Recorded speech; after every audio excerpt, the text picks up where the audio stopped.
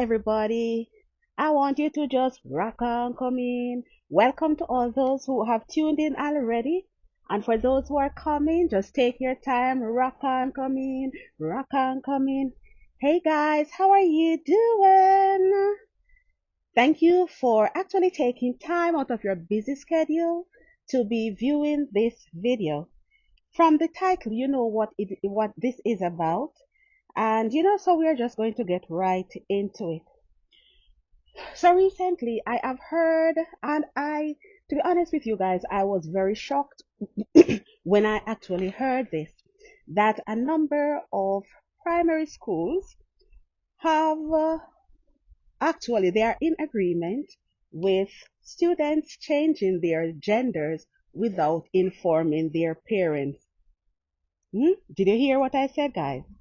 They are in favor of children changing their genders without informing their parents. Now, if you have children in primary school or whatever, I know that, like myself, perhaps some of you, are a bit shocked about this. But let me hasten to clarify. So when they say changing their genders, it is about giving the child the, what would I say, the freedom or the choice of deciding whether they want to be addressed as a he, as a she, and whether they want to use the, for example, the female toilet. If, for example, a boy says that they want to be identified as a, if a boy says that they want to be identified as a girl. Like myself, I'm sure that a lot of you or everybody is in favor of freedom of choice. The only thing that is incorrect about that, in my view, is that I believe that the parents should also be informed. So I would want to know if, for example, my child wants to make a decision. I want to be a part of the process. I want to be one of the persons to actually support my child in going through that process, in, discovering what is happening. But here we are seeing what they're saying, and I'm happy. I think this is just in, I think it was in Cornwall, where they said that yes, some of these primary schools are in favor of it, that they would actually work with the child without necessarily informing the parent. So let us make it clear. Nothing is wrong with a child want to be identified because, there's freedom of choice. The only concern is that I believe that parents should be informed as well.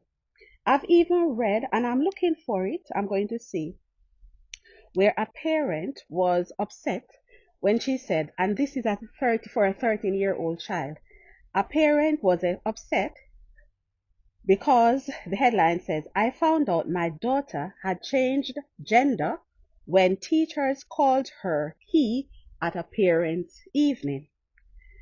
The teenager allowed to change her name and pronouns despite her mother warning it was a one-way path to sex change hormones and surgery.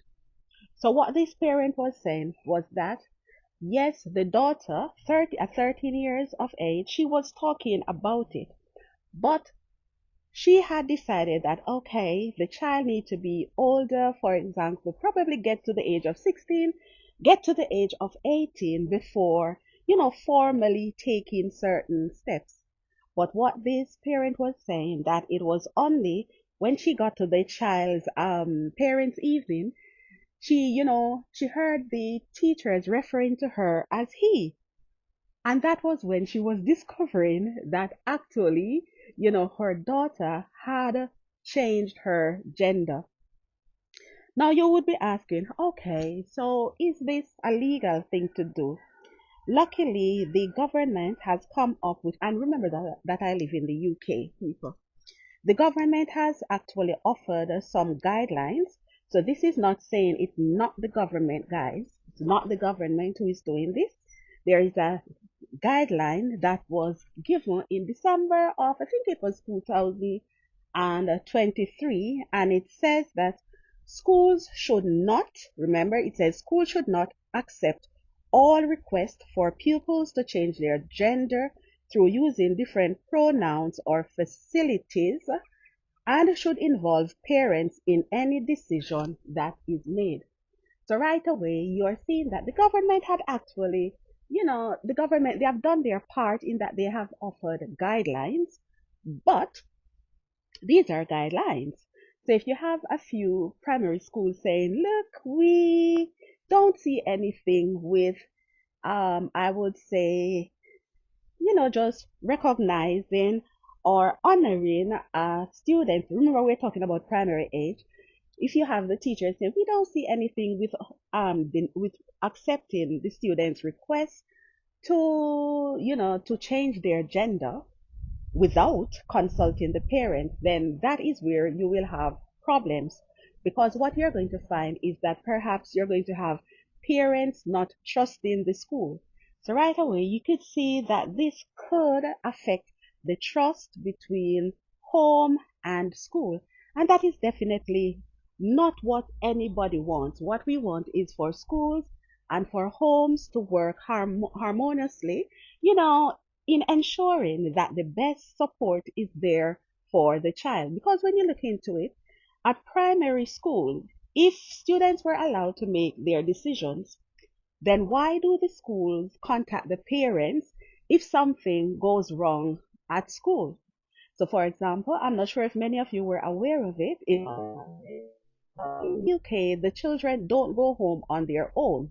So they are dropped off by the parents or, a responsible person, a designated person, and they are collected in the evening by somebody. So they don't go home on their own. So what is that saying? There is saying that there's the recognition that there's a limitation as to the decision making of a child at primary school age in terms of what they do. So when you look into it, I think that having this double standard can actually have negative consequences. Because if you are going to say, okay, I am happy to consult you, or the law says, or, we have a rule where we consult you in certain areas and then we don't consult you in certain areas, then what kind of signal are you sending? What kind of message are you sending? What do you think, guys? Do you think that parents should be involved, especially, at primary school, if a child decides that, okay, we want to be recognized, if a girl decides that I want to be recognized as he, or I want to be recognized as they. Do you think that, the parents should at least be informed, right? At least have the respect to inform the parents? Or do you think that, okay, like some primary schools have taken the responsibility, they have taken it upon themselves to say, look, we are willing to go by what the child says, what the student says. We do not need to consult the parents on this. Or do you think that um, it's another situation where schools, you would say that the authorities, the teachers have their hands tied in that, they are very wary of some of the decisions that they take because they don't want to be pulled up, before authority to say that you're denying this child his or her rights. So what do you think? Do you think that it is a scared move, or do you think that people are erring on the side of caution that is on the part of the school? Do you think that the school is just trying to be wary, err on the side of caution, in what they do? What do you think, people? Is there any right? Is there any wrong way of approaching this? Let me know what you're thinking. Of course, put your let me know your opinion in the comment section as well. And as usual, guys, thank you for supporting this channel. And for those who were not aware of it, I have a travel channel as well. So, when you're finished, if you have not yet subscribed to that channel, I will encourage you to subscribe as well. Thank you for tuning in, people. And as usual, peace.